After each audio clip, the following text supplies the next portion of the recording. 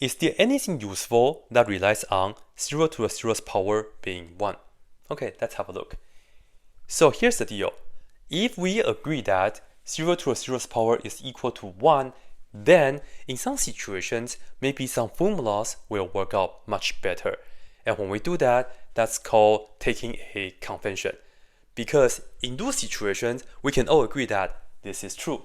But maybe outside of those conditions, again, nobody is going to agree on nothing for 0 to the 0th power. But the example I'm going to give you is the power series case. So let's take a look at the power series for e to the x, which is going to be the summation and going from 0 to infinity, 1 over n factorial x to the nth power. And this is centered at 0. Let's just look at this. This is very nice because the radius of convergence is infinity, meaning that you get to plug in any real number that you want into the x here, and that will be the same when you do that right here, and it will be equal. Now, since we can plug in anything that we want for e to the x, let's try x equals 2. So it looks like e to the second power equals sum, n goes from 0 to infinity, 1 over n factorial, 2 to the nth power. The way to work this out is you start with this value, plug into all the n's. So first you get 1 over 0 factorial times 2 to the 0th power. And we have a lot of things going on already. What is 0 factorial?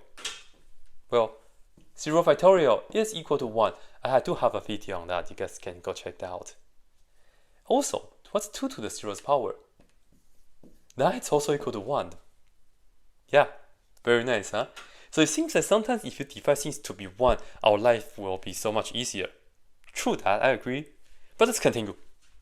Plus 1 over 1 factorial times 2 to the first power plus 1 over 2 factorial times 2 to the second, and you keep doing the same thing.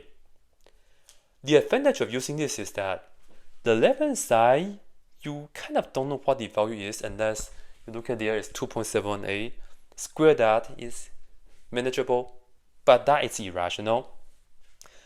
On the right-hand side, if you stop at somewhere, they're just fractions. You can add them up nicely. Now, here's the deal. Let's go ahead and observe when x is equal to 0. The left-hand side will give you 3 to the 0th power, and the right-hand side looks like 1 over n factorial times 0 to the nth power. Now, are we ready? We are going to be plugging 0 into here, so that's 1 over 0 factorial times 0 to the what power? That goes here. So this 0 from here, and then we have this 0 here. Let's have a look though. Continue, if you plug in 1, we get 1 over 1 factorial times 0 to the first power, and then so on, so on, so on. Now, be careful a little bit. This is for sure 0, because 0 times this, it's just 1. And this is 2 times 1, which is 2 on the bottom. Half of 0 is also 0. In fact, the rest will all be 0. So, what's this? Is this also 0? No, because the left-hand side has to be the same as the right-hand side. When we have a non-zero number raised to the power of 0, we can all agree on that this is equal to 1. So we have 1 right here already. If this is not 1, remember the rest are 0. They are solid zeros, so if you add up like all zeros, this is not limits or whatnot, even though you have infinitely many terms. But they're all 0, you're plugging that value 0. It's not taking the limit as x approaching 0. So they are all, they won't do a thing. So the only hope to match with the left-hand side is this thing has to be 1 as well. And now you see this right here is 1 already. Therefore, we should take this to be 1 so that the left-hand side will agree the right-hand side.